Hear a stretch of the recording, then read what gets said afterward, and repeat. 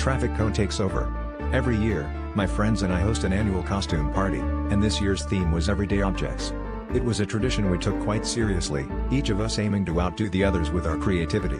Last year, Tina came as a roll of toilet paper, and somehow, she managed to look chic. So, naturally, we were all eager to see what Jerry, the office prankster, would come up with.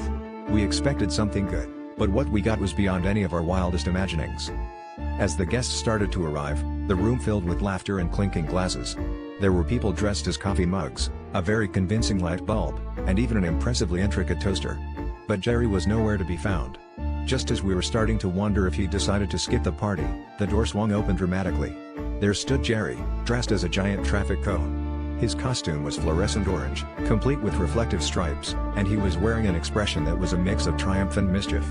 "Why a traffic cone?" we all asked, trying to stifle our laughter. Jerry just grinned and said, "I like to stop and reflect." The room erupted into laughter, applause, and a few groans. But the real comedy began when Jerry, in his oversized cone costume, tried to navigate through the living room.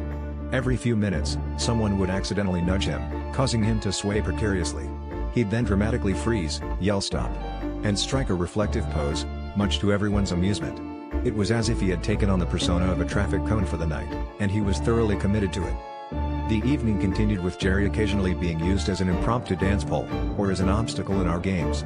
At one point, he even stationed himself by the entrance, directing guests with exaggerated arm movements like an overzealous crossing guard.